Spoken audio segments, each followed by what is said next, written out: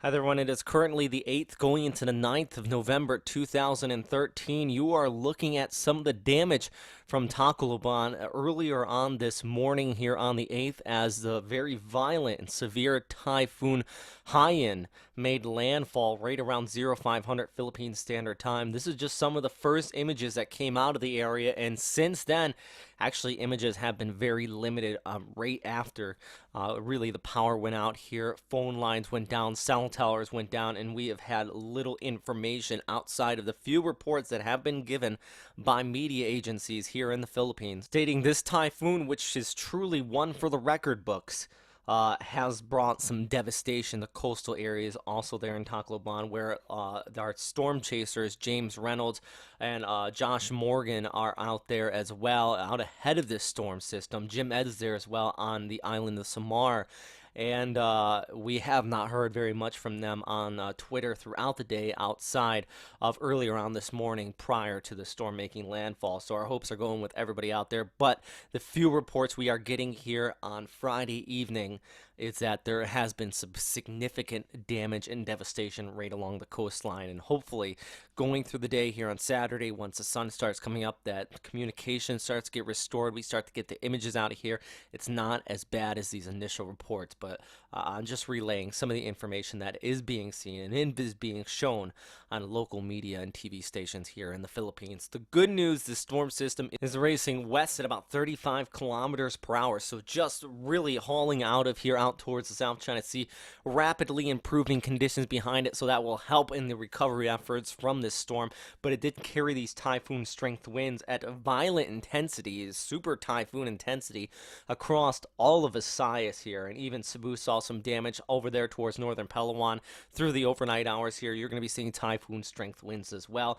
The good news is moving west and expected to decrease in intensity throughout the next 48 hours before this makes landfall there in Vietnam. But after it makes landfall in Vietnam, we're still looking at a very significant rain system out here, and also some gusty and damaging winds right near the coastline. Da Nang looks like it's going to be taking the brunt of this. Even farther there towards the north, if this skirts the coastline enough, Hanoi, you could be looking at typhoon strength winds. But farther towards the west, even in the this storm will be bringing torrential amounts of rainfall, 150 to 200 millimeters as possible. Really, a very serious risk of flooding and landslides out here. So that is really where our attention is going to be going here on Saturday. But we are still watching the Philippines. The good news, improving weather conditions behind us. Bad news, this was one of the strongest storm systems at landfall. There's going to be a lot of discussion, and I'm sure a lot of research going into this storm over the course of the next several weeks to really prove if it was the strongest storm system ever, stronger than Typhoon Tip. I'm sure the chasers on the ground had their kestrels ready, and actually these kestrels, these small portable weather stations that I know Josh Morgan and James Reynolds had with them, may have measured a pressure at or below 870 HPA. That would be absolutely incredible. Definitely the lowest pressure ever measured on land. That is all speculation, though, at this time, though. Regardless of how strong this is a big human story. These areas along the eastern portions of Visayas through the coming days definitely need help out here, and there's going to be a massive undertaking and recovery effort. Now, the good news is that the people of the Philippines here, I do have to commend them.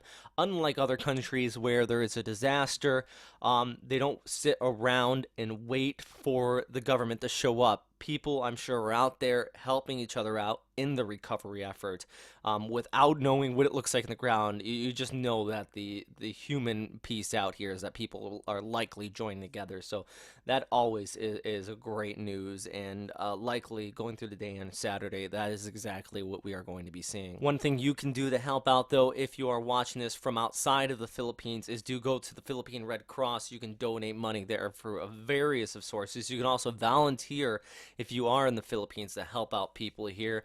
The death toll is another factor of this. When I first started making this update, it was at 4.